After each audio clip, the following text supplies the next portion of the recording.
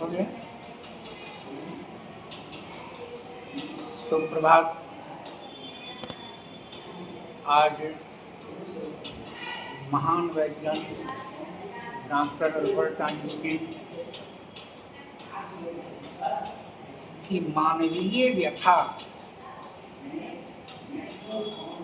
जो वैज्ञानिक पक्ष से हटकर के है, उसके ऊपर थोड़ी सी चर्चा किए जाने का विचार हुआ। और अनवरत अन्वेषणों के बाद उन पत्रों के भाव पर सोचने का विचार हुआ, जिसे सन 2006 में सार्वजनिक किया गया था। इन पत्रों को आइंस्टीन की पुत्री, जो दूसरी पत्नी से जन्मी थी, ने संभाल कर रखा था। आइंस्टीन की इस पुत्री ने मरते समय यह इच्छा व्यक्त की थी कि उसकी मृत्यु के 20 साल बाद ही इन पत्रों को खोला जाए।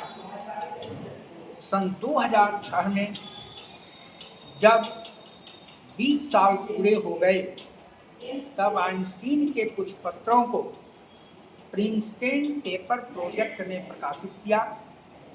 प्रेस के संपादक डायना कोर्मोस की माने तब यह कहा जा सकता है कि इन पत्रों में आइंस्टीन की वह पीड़ा है, आइंस्टीन की वह व्यथा है, जो यह व्यक्त करती है कि किस प्रकार अनुसंधान में निरंतर डूबा हुआ यह महान वैज्ञानिक मानवीय संवेदनाओं के लिए पल पल तड़पता रहा।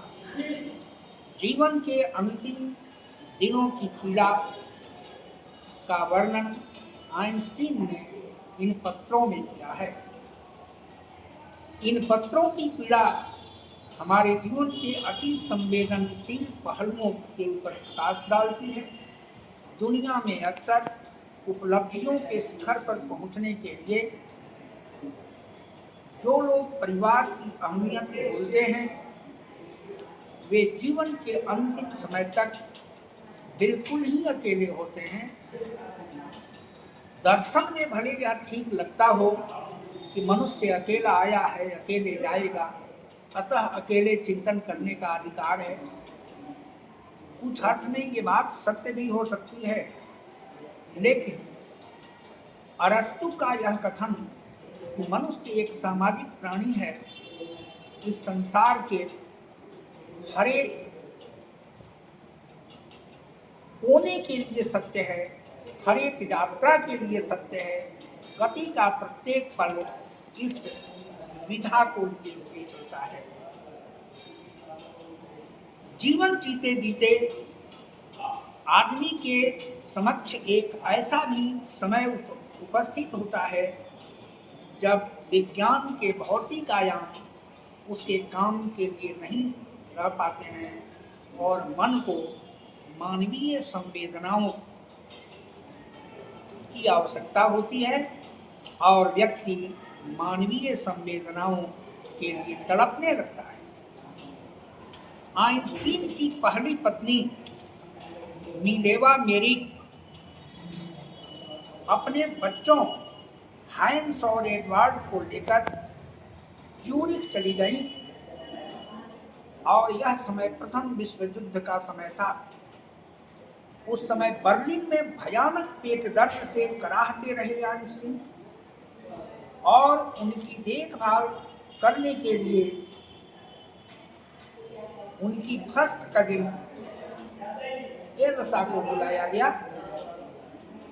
एल्सा की सेवा से आइंस्टीन इतने प्रसन्न हुए कि अंततः आइंस्टीन ने अपनी इसी भतीजी के साथ शादी कर ली और इस अवधि में आइंस्टीन के दोनों पुत्रों हाइंस और एडवर्ड ने अपने पिता को बिलख करके कुछ पत्रों को लिखा आइंस्टीन अपने पुत्रों को पत्र लिखते रहे, मगर पत्नी के कारण दोनों के बीच का तनाव इस ढंग से बढ़ता गया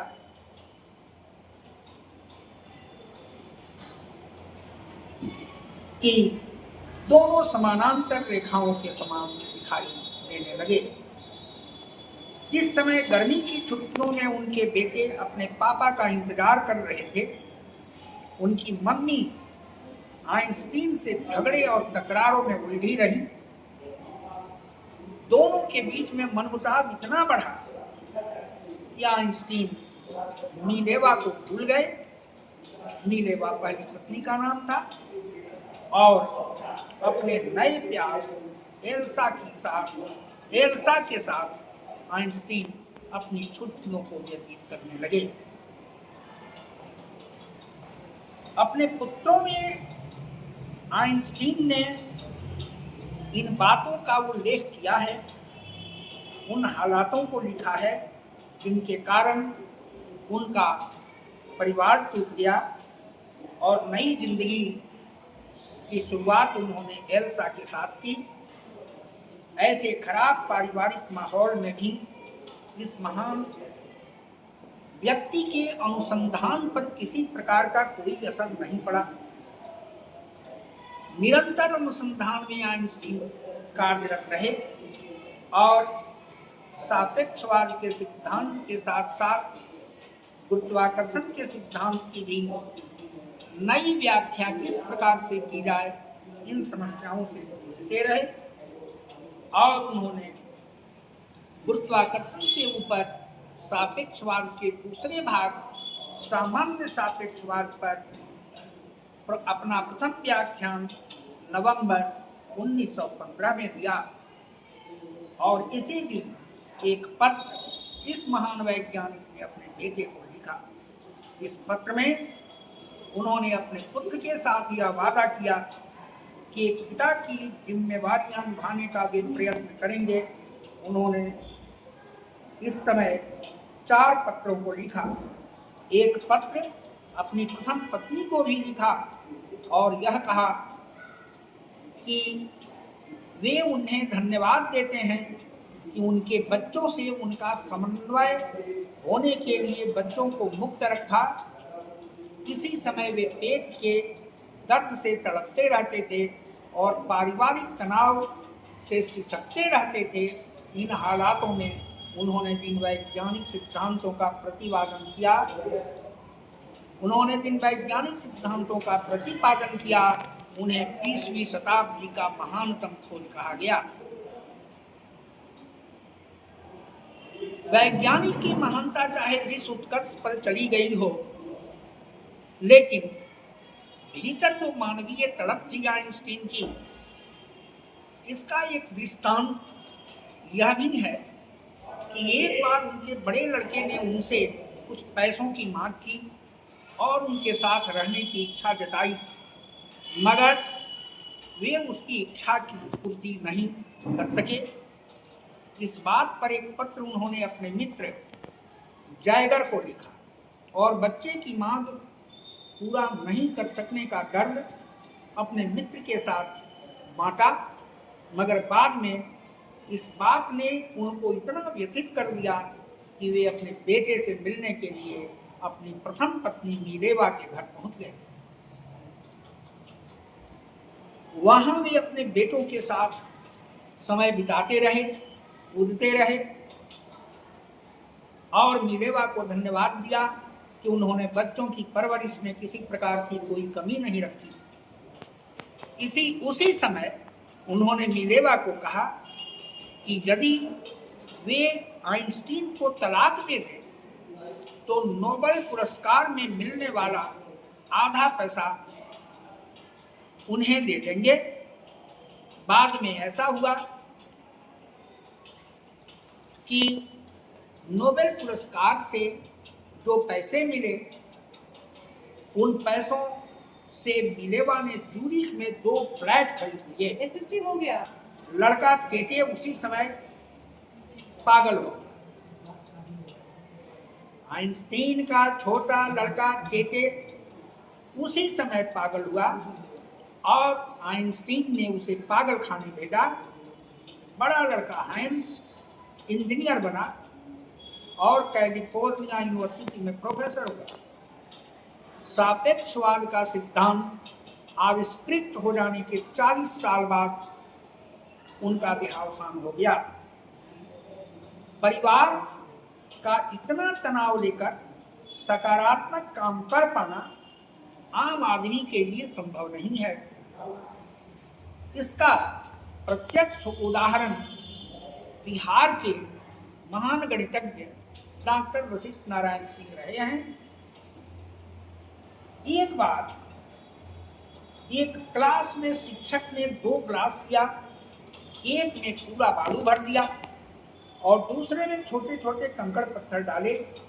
इसके बाद छात्रों से कहा कि क्या अब भी अतिरिक्त बालू इन गिलासों में डाला जा सकता है। छात्र असमंजस की स्थिति में पड़ गए। छात्रों को असमंजस की स्थिति में देखकर शिक्षक ने दोनों गिलास में बालू डालना शुरू किया। जिस गिलास में बालू भरा था उसमें और बालू डालने से बालू बाहर गिरने लगा, मगर जिसमें कंकड़ पत्थर भरा था उसमें बालू डालने पर वह भी उसमें समाने लगा। शिक्षक ने कहा कि परिवार कंकड़ पत्थर से भरे गिलास के समान होता है।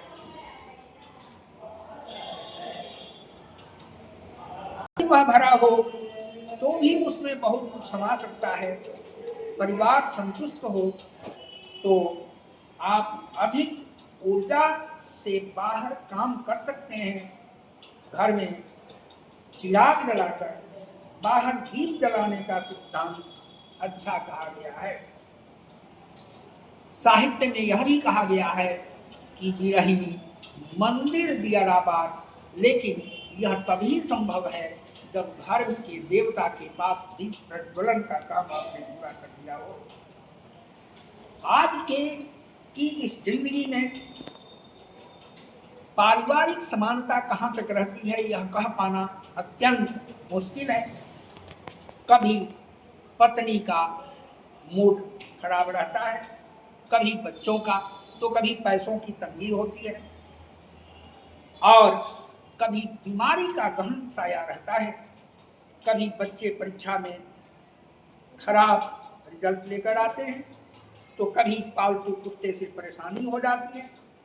आइंस्टीन जैसा आदमी इन हालातों से भी अपने मुकाम को हासिल कर पाता है। आइंस्टीन के पत्रों ने मगर बता दिया है कि उन मुकामों को पाकर भी आदमी का मन अंदर अंदर कितना खोखला रहता है कि परिवार को नजरअंदाज करके पाई गई उपलब्धि भी पूर्ण प्रतीत नहीं होती।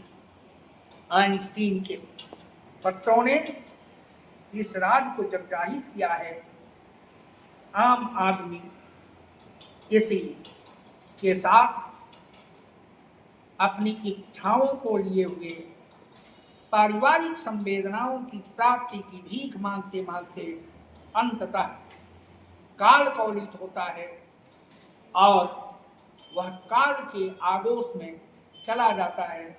उसकी सारी इच्छाएं ज्यों की त्यों रह जाती हैं और तड़पता हुआ संवेदना की प्रत्याशा में इस धरती से अपने सारे वैज्ञानिक आयामों से निकलकर फिर वह संवेदना की खोज में चलता है, किसी अज्ञात लोक में अज्ञात पथिक के लिए अज्ञात रास्ते पर। धन्यवाद। इस एपिसोड में इतना ही, फिर आगे कोई चर्चा लेकर के उपस्थित होंगे।